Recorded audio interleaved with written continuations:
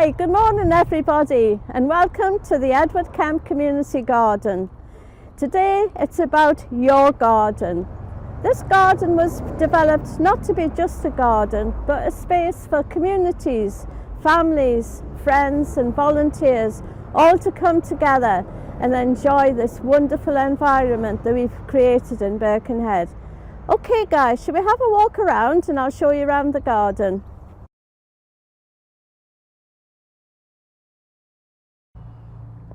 One of the things that we're really proud of at the Edward Kemp Garden is our beautiful fruit root.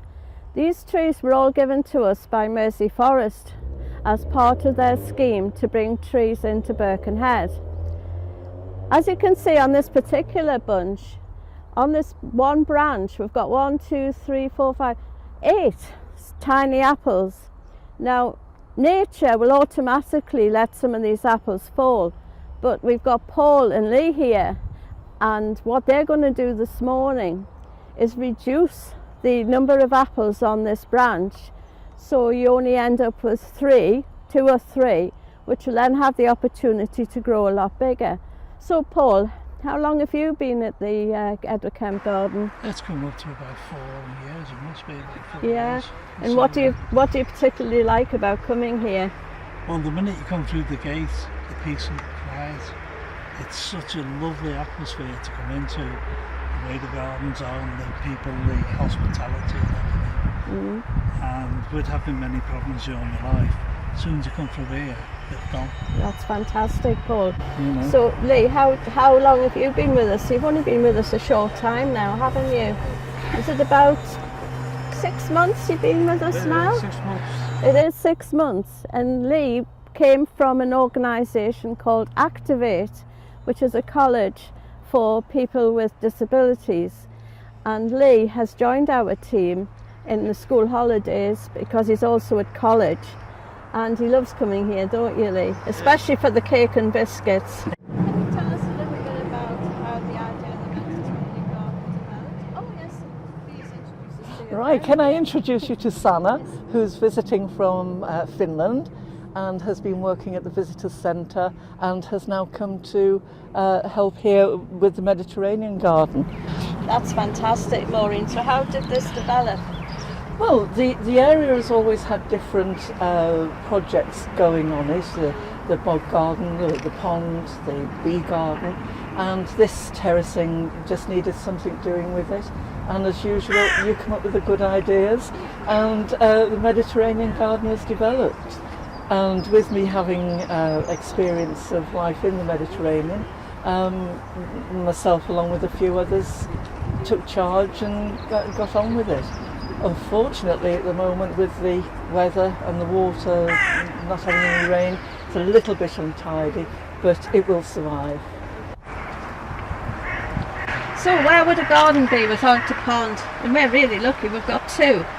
Although at this moment in time it's more of a puddle because we've just had no water. It's been incredible how the last few months have been really dry. The funding for this particular pond came from Burble Bank, the people who do the wind turbines out in the North Sea. No, wrong part of the country, the Irish Sea. Just let my roots come into it there. So I've got Liz here with us. Right, Liz, tell us a little bit about yourself and how you came to get involved in all this.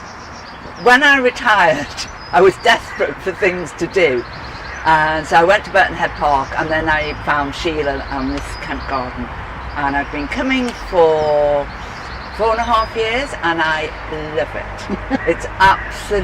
It's a little haven here. As you can tell, in the middle of Birkenhead, this place is so quiet and peaceful.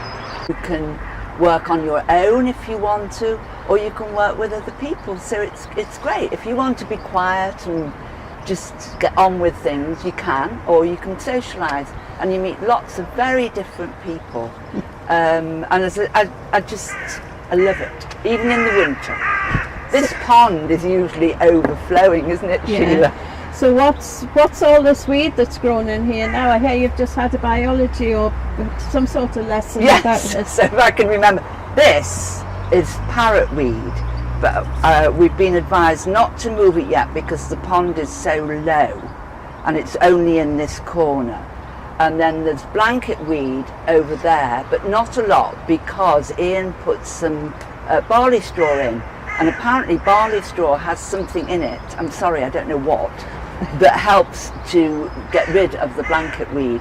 But as soon as the pond fills up, we'll get this parrot weed out. It's horrible, but apparently it makes very good compost. I was going to say, it's excellent for compost. Yeah.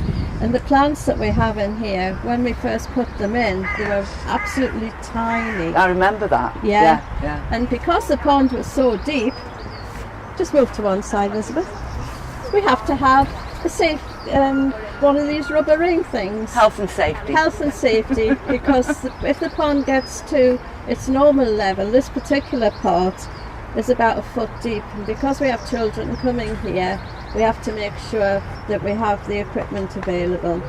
Well, Elizabeth, go and get the kettle on, and we'll see you in a few minutes. Okay. Thank you. Well, as you can imagine, we get lots of people from different groups coming in here. So one of the things that we really wanted to do was develop some gardens that catered for different disabilities.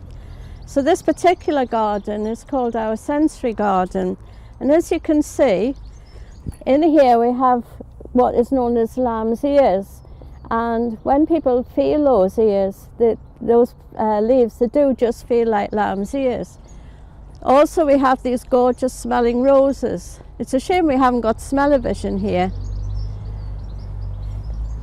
This is one of my favourite parts of the garden. Here we have the bamboo and various types of leaves, and when the wind goes through them, it makes the most fantastic sound.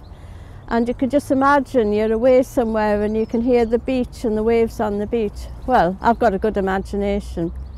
Further over we have the herb garden, and this area here is what we call our rose hedge. Why is it called that? Well, we've got roses. So we're going to have a wander over now, and I'm going to talk to Ian, who's going to tell you a little bit about one of our other areas. Yes, what I want to tell you about this morning is a bit of the history of the garden. When we first arrived, it was just a green, grassy area. The grass was about 12 inches, 30 centimetres in height, and there was just nothing here. One of the first things that we did was to start to excavate over in this corner. There was a need to have an ability to get rid of water, which we didn't have at the time. And just behind me we dug quite a large hole. The next day when we came back, having felt very pleased with ourselves what we had done, we noticed that it in fact had filled up with water, and we hadn't realized that the water was coming off the field itself.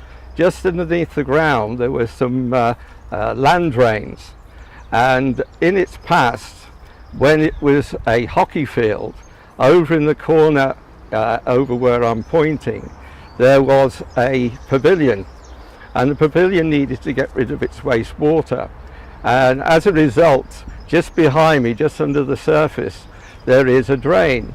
And what we had done was that we had actually broken that drain, so when there was any water, that would then fill up, and we had to then decide what to do with that water.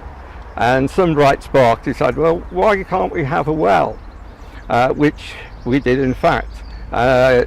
Using the services of the Prince's Trust, you can see behind me that they created quite a feature. Now, this is absolutely fantastic area for bringing in wildlife. What sort of animals have we had coming into the garden? Especially going back a few years when we had a very nice red visitor with some little ones. We did indeed. On the tree behind me there is a camera, a wildlife camera, and from that we can see quite a lot of our four-legged friends, two-winged friends, birds and animals, very often a fox. The only other thing I need to add is that I actually met this guy when we were volunteering, and we got married. Well, we've talked about the whole of the garden, but we haven't talked anything about how we keep the place as neat and tidy as it is. And to thank Doreen and Steve, who are our strimmer and mower kings and queens. So Doreen, how do you feel now you've got your own personal small size strimmer? Well, very empowered actually, Sheila, very empowered. Okay, and what do you enjoy particularly in doing the garden? You do have a bit of a reputation now. I do, and a bit for of the a mower. nickname. Yeah, Queen of the Mower, aren't Queen of the mower. Yeah. Yeah, normally whenever I see Doreen, she's got the mower in her hand and she's going around the garden. Can't obviously mow today. No. It's too dry. And the grass is dead anyway, so unless we get some sun. Power tool, strimmer. Go around the edges. And Stephen, can you say a little bit about how you got involved in the park, in the Kemp Well, I garden? just came past there one afternoon and the gates were open and I wanted to see what went on. So I came in, seen a lady in the office and had an interview and said, I've been here 4.5 years since, I love it. Got a nice suntan without going abroad. And he has a good sense of humour. And you learn a lot. And you take control of the women in here. Happy birthday to you. Happy birthday to you.